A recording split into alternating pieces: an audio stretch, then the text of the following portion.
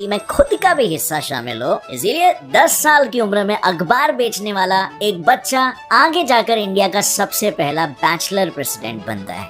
Well yes, परिचय देना जरूरी है क्या? हम सभी जानते हैं, मैं बात कर रहा हूँ दुनिया के महान scientist doctor APJ Abdul Kalam जी की, जिनकी बोली हुई हर एक बात दुनिया के लिए एक सीख है।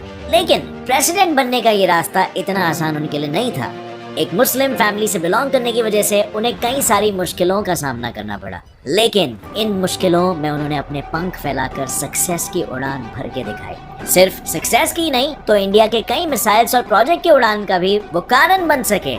तो कैसे उन्होंने इन सारे हालातों का डट कर सामना किया और कैसे लोग उन्हें इंडिया का मिसाइल मैन कहकर पुकारने लगे, इन्हीं सारे सवालों के जवाब और एपीजे अब्दुल कलाम की जिंदगी के कुछ माइंड ब्लोइंग किस्से मैं आज आपको सुनाऊंगा in today's video titled biography of doctor APJ Abdul Kalam. If you want to shine like sun, first burn like sun। दुनिया को ये सिखाने वाले इस सूरज का जन्म 15 अक्टूबर 1931 में रामेश्वरम के तमिल मुस्लिम फैमिली में हुआ था। पेशे से उनके पिताजी जैनुल आबदीन एक नाव चलाने वाले थे जो हिंदू तीर्थ यात्रियों को रामेश्वरम की सैर कराते थे, और उनकी माँ आशी अम्मा एक हाउसवाइफ थी। वैसे तो उनका घर छोटा था लेकिन परिवार बड़ा था। घर में 4 भाई और एक बहन थी, जिनमें अब्दुल कलाम जी सबसे छोटे थे। अब जब परिवार बड़ा था तो घर में पैसे की समस्या होती रहती थी, इसीलिए घर की जमा पूंजी में खुद का हाथ देने के लिए अब्दुल कलाम ने केवल 10 साल की उम्र में पेपर बेचना शुरू कर दिया। लेकिन क्या ये सिर्फ एक ही रीजन था इस काम को करने का? वेल नहीं, उन्होंने इस काम को भी सोच समझ कर चुना था। बचपन से ही कलाम जी को नॉलेज गेन करने की बहुत भूख थी, और इसीलिए कोई भी अखबार बेचने से पहले वो उस अखबार को पूरी तरह से पढ़ लेते थे। पर ऑफ कोर्स नॉलेज ढूंढने का ये रास्ता हमेशा से आसान नहीं था। एक गरीब मुस्लिम होने की वजह से उन्हें हमेशा कई डिफिकल्टीज का सामना करना पड़ा। उनमें से एक डिफिकल्टी तो उनके बचपन की है कि जब वो 5वीं कक्षा में थे तब वो उनके बेस्ट फ्रेंड रामनाथा शास्त्री, जो एक रुड़वाड़ी हिंदू ब्राह्मण फैमिली से बिलोंग करते थे, अब्दुल कलाम जी उनके साथ पहली बेंच पर बैठा करते थे। और एक दिन उनके स्कूल में एक नए टीचर आए और एक मुस्लिम को एक ब्राह्मण के साथ देखकर वो चौंक गए। उन्हें दोनों का एक साथ बैठना पसंद नहीं आया और उन्होंने कलाम जी को लास्ट बेंच पर बैठने के लिए कहा। लेकिन क्या उस लास्ट बेंच पर बैठना उन्हें जिंदगी में पीछे छोड़ने वाला था? नहीं, क्योंकि उन्होंने ये ठान ली कि लास्ट बेंच पर बैठकर वो दुनिया को बदल कर दिखाएंगे।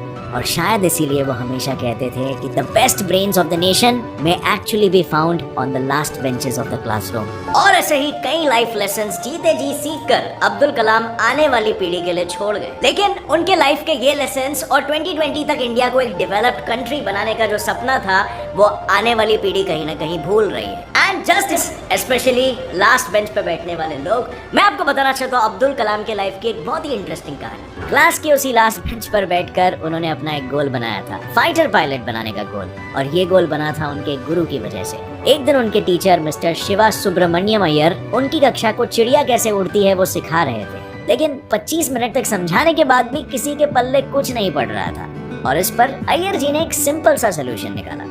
अगर थियोरेटिकली किसी को ना समझे तो उन्हें प्रैक्टिकली दिखाना पड़ेगा, और बस यही था सोल्यूशन। स्कूल खत्म होने के बाद वो सारे बच्चों को पास ही के एक समुद्र किनारे ले गए और वहाँ उड़ते हुए पंछियों के लाइव डेमो दिखाकर उन्होंने बच्चों को चिड़ियों की टेल की पोजीशन से लेकर उनके पंखों के शेप तक सब कुछ समझाया। चिड़ियों की वो उड़ान कलाम जी के दिमाग में बैठ गई और उन्होंने तय कर लिया कि बड़े होकर वो फाइटर पायलट बनने जैसा बड़ा गोल हासिल करेंगे, क्योंकि उनका ये कहना था कि small aim is a crime, have a great aim. लेकिन अपना सपना पूरा करने की रेस में वो हार गए। वेल, हुआ ये कि अपने सपने को पूरा करने के लिए 1955 में उन्होंने मद्रास इंस्टीट्यूट ऑफ टेक्नोलॉजी में एरोस्पेस इंजीनियरिंग इस फील्ड में एडमिशन लिया। अब इंजीनियरिंग थी तो प्रोजेक्ट तो मिलेगा ही, सो उन्हें भी लो लेवल अटैक एयरक्राफ्ट बनाने का प्रोजेक्ट मिला। लेकिन सबमिशन के दिन जब उन्होंने अपना प्रोजेक्ट सबमिट किया तो प्रोफेसर को उनका ये मॉडल पसंद नहीं आया। उन्होंने कलाम जी को नया मॉडल बनाने के लिए कहा। अब अगर नया प्रोजेक्ट बनाना हो तो कम से कम 1 मंथ तो लगेगा ही।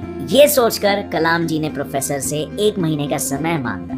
लेकिन क्या आज तक किसी की टीचर ने 1 महीने का समय? प्रोफेसर ने इतने समय के लिए साफ मना कर दिया और कहा कि 3 दिन है तुम्हारे पास, सिर्फ 3 दिन। मुझे नया मॉडल बना कर दो वरना अपनी स्कॉलरशिप भूल जाओ। ये सुनते ही कलाम जी के होश उड़ गए एंड क्या कम समय में ये प्रोजेक्ट को कंप्लीट करना कलाम जी को रोकने वाला था? नहीं, स्कॉलरशिप छीन जाने के डर से कलाम सर ने 3 दिन बिना सोए दिन रात इतनी मेहनत की कि जब 3 दिन बाद उन्होंने मॉडल पेश किया तो उनके प्रोफेसर चकित रह गए। उनके इस मेहनत पर प्रोफेसर ने उनसे एक बात कही, मुझे पता था कि 3 दिन में नया एयरक्राफ्ट बनाना पॉसिबल नहीं है, लेकिन स्कॉलरशिप छीन जाने की जुनून की वजह से तुमने इसे पॉसिबल किया। और इस इंसिडेंट से कलाम जी को एक बात समझ आ गई, to succeed in your mission you must have single minded devotion to your goal. आखिर उनके इंजीनियरिंग खत्म होने के बाद अपना सपना पूरा करने का एक अवसर उन्हें इंटरव्यू के रूप में आया, जो था इंडियन एयरफोर्स ऑफ देहरादून। इसका इंटरव्यू, लेकिन जैसे मैंने पहले कहा, उनका ये सपना अधूरा रह गया क्योंकि इस इंटरव्यू में 25 लोगों में से सिर्फ 8 लोगों को ही चुना गया। और पता है कलाम जी कौन सी पोजीशन पर थे? 9th। सिर्फ एक पोजीशन की वजह से उनका ये सपना ही रह गया। ये इंसिडेंट उनके लिए एक बहुत बड़ी सीख थी। इसीलिए इस इंसिडेंट को कलाम जी ने अपनी my journey transforming dreams into action इस ऑटोबायोग्राफी में लिखा है, जिसकी सीख में वो कहते हैं, it is only when we are faced with failure do we realise that these resources were always there within us. We only need to find them and move on with our lives. चाहे अपनी निजी उड़ान में वो पीछे रह गए हो, लेकिन उनके इस मंत्र की वजह से वो पूरे इंडिया को सक्सेस की उड़ान देने वाले थे। जब उनका इंडियन एयरफोर्स में सिलेक्शन नहीं हो पाया, तब उन्होंने 1958 में defence research and development organisation को ज्वाइन कर लिया।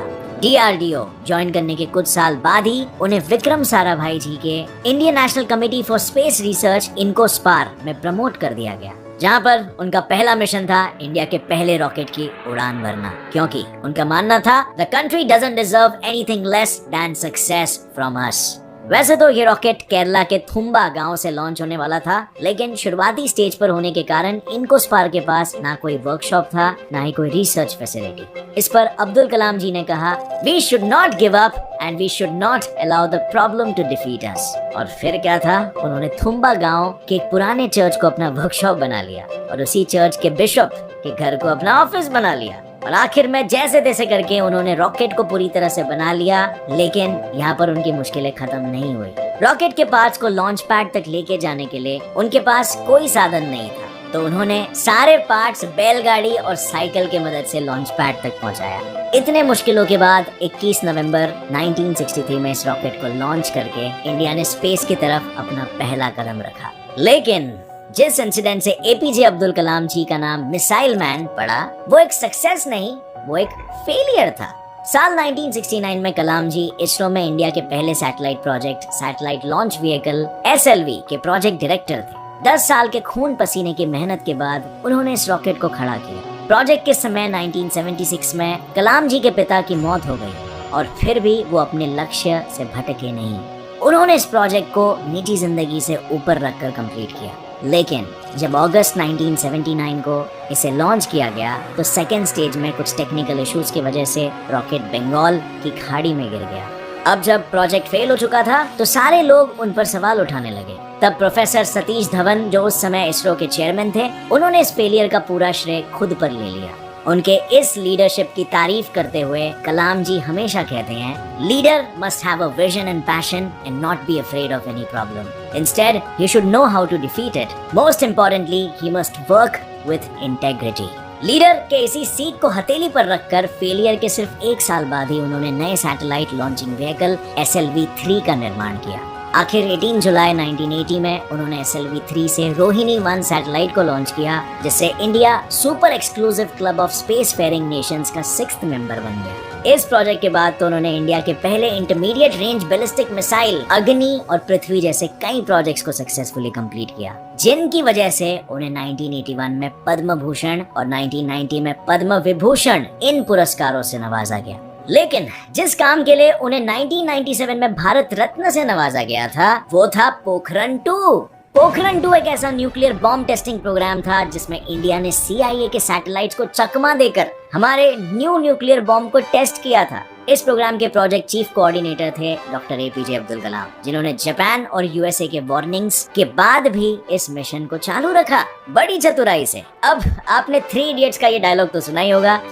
सक्सेस के पीछे मत भागो, एक्सेलेंस का पीछा करो, सक्सेस झक मार के तुम्हारे पीछे आएगी। इसका बेस्ट एग्जाम्पल है एपीजे अब्दुल कलाम। 41 इयर्स तक भारत की सेवा करने के बाद जब 1999 में कलाम जी डीआरडीओ से रिटायर हुए, तब रिटायर होने के 3 साल बाद ही उनको भारत का प्रेसिडेंट बनने का प्रपोजल आया। अब ये हुआ कैसे? मैं आपको बताता हूँ। रिटायर होने के बाद 2001 में कलाम सर अन्ना यूनिवर्सिटी में पढ़ने लगे। एक दिन लेक्चर लेने के लिए जब वो यूनिवर्सिटी पहुंचे तो उन्हें एक कॉल आया जिस पर उन्हें कहा गया कि प्राइम मिनिस्टर आपसे बात करना चाहते हैं। पर ये कॉल कोई मजाक नहीं था, क्योंकि कॉल पर उनसे बात करने वाले शख्स थे अटल बिहारी वाजपेयी, जिन्होंने कॉल उठाते ही कलाम जी से कहा, आपके लिए हमारे पास एक इम्पोर्टेंट न्यूज है।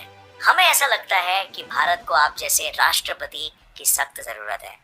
और ये बात कलाम सर के लिए एकदम अविश्वसनीय थी, और इसीलिए उसका जवाब देने के लिए उन्होंने वाजपेयी जी से कहा कि मुझे बस 2 घंटों की मोहलत दीजिए। और उन 2 घंटों में उन्होंने विचार किया इंडिया को 2020 तक डेवलप करने का। वो ये सपना हमेशा से देख रहे थे, उस सपने को पूरा करने का ये सुनहरा अवसर था। और फिर 2 घंटे बाद उन्होंने जो जवाब दिया, उससे 25 जुलाई 2002 में वो इंडिया के 11वें राष्ट्रपति बन गए। राष्ट्रपति होने के बाद भी उन्होंने अपने टीचिंग के ड्रीम को नहीं छोड़ा था। उन्हें जब भी समय मिल जाता वो स्टूडेंट्स को पढ़ाने के लिए चले जाते थे। टीचर्स डे के एक इंटरव्यू में उन्होंने कहा था, अगर लोग मुझे एक अच्छे शिक्षक के रूप में याद करते हैं तो ये मेरे लिए सबसे बड़ा सम्मान होगा।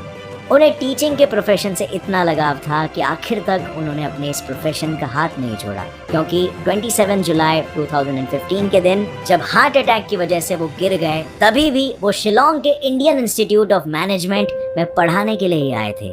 इतना ही नहीं, मरने के बाद उनके अंतिम संस्कार में भी 3,50,000 से ज्यादा लोग शामिल थे, जिससे पता चलता है कि वो सिर्फ मिसाइल मैन ही नहीं बल्कि पीपल्स प्रेसिडेंट कलाम चाचा और इन जैसे कई रूपों में इंडियंस के दिल में बसे।